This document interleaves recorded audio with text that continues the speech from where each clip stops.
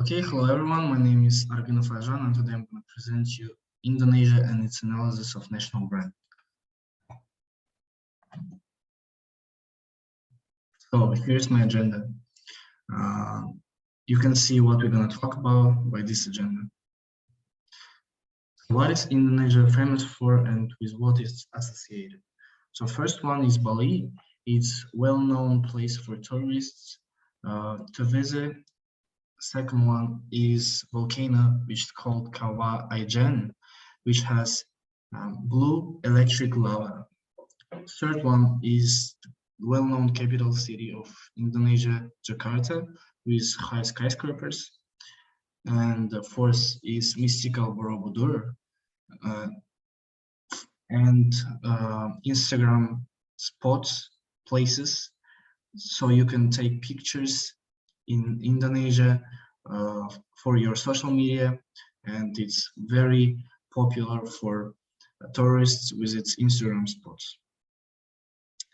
And Komodo dragons that you see in this slide are popular around country, and world-class diving that they have. And the last one is nasi goreng, which is also well known in foreign restaurants. That is Indonesian food. Let's make a quick overview.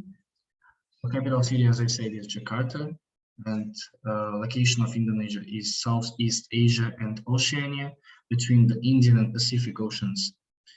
Its population is 276.4 million people, and by the way, it's fourth in the world by its population. And also, they have 87% of Muslim people, and they're most populous Muslim country, most populous country with Muslim people.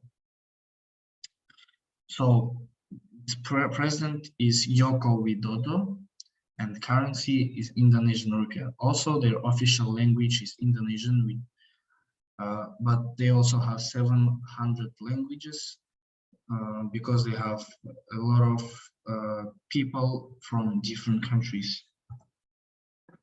Okay, so let's talk about Indonesian brand and reputation. So what we're gonna say about Indonesian business environment? Indonesia does not offer an easy way to navigate the business environment. It's ranked 73rd among 190 economies in the ease of doing business. And its life quality is 98.85 by Numbeo. Also, their contribution to global well-being and peace is ranked as 161st place among other countries. And Indonesia's value as national brand. So in the time of COVID-19 pandemic, government issued a new nation brand, namely Southful Indonesia, which will become a nation branding for Indonesian tourism during the COVID-19 period, and environmental and social sustainability. So here, as I said before, they have different endangered species of animals and plants. So they have first largest flower in the world, and they have more than 100 endangered species. So let's talk about SDG ranking of Indonesia. So as you can see in this picture, here is the all factors that affect the SDG index rank, and it's 82 from 163, and SDG index score is 69.2, and spillover score is 97.6, which is high, and can say that they have reached most of the aims in the SDG. So, effective communication strategy of Indonesia. Here you can see that tourism, in tourism section, they have 60 million tourists per year, and the statistics was made in 2019.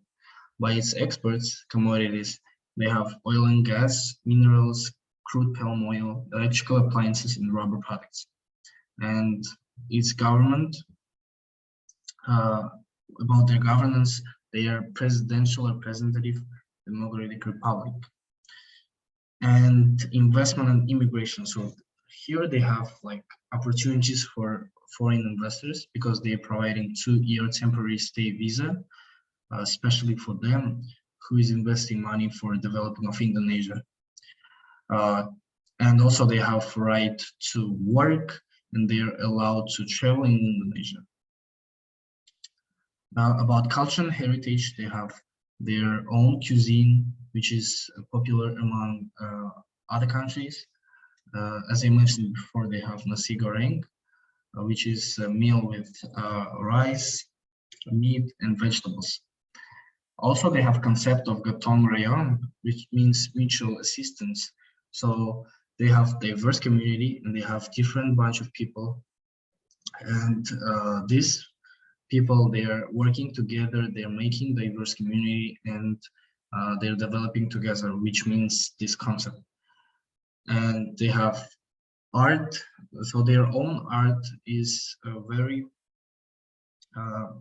they have their historical way, and in their celebrations and their traditions they highly show their art and their dances, that they have like more than 200 dances, and they have their own traditional music.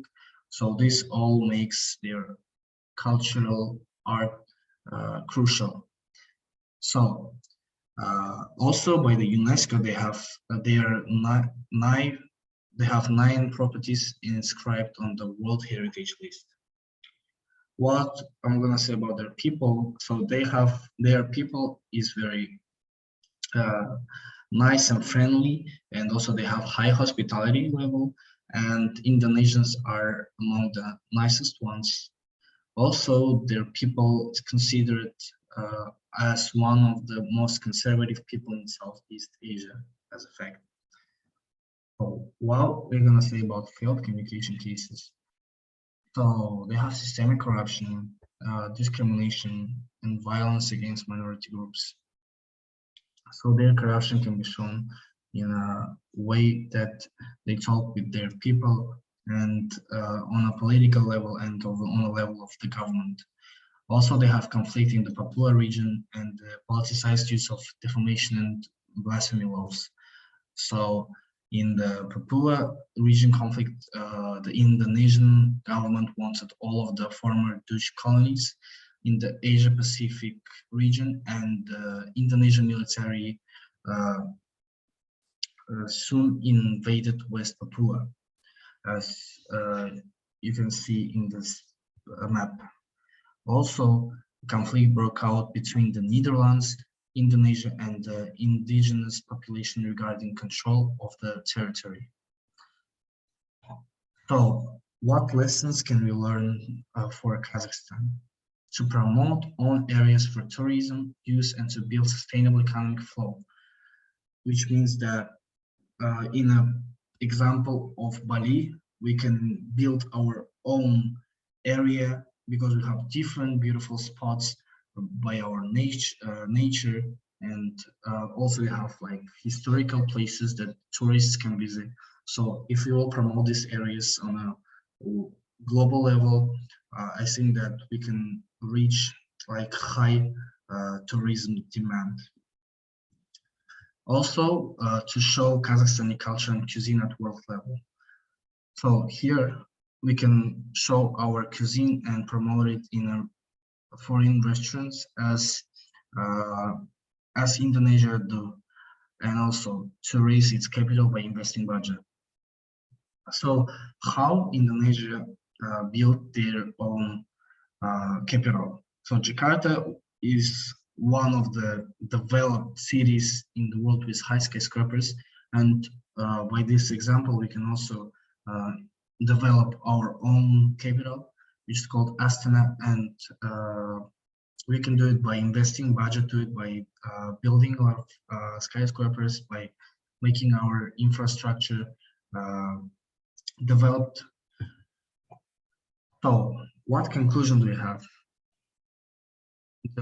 Indonesia is a developing country with high demand of tourism. Also, it has its own rich cultural and historical background. And it's a diverse country with over 700 nationalities, because they have more than 270 million people. It's a very populous country, and because of this, they are very diverse in their community, and they have very diverse people. So these are my references that I have used, and thank you for your attention. Bye bye.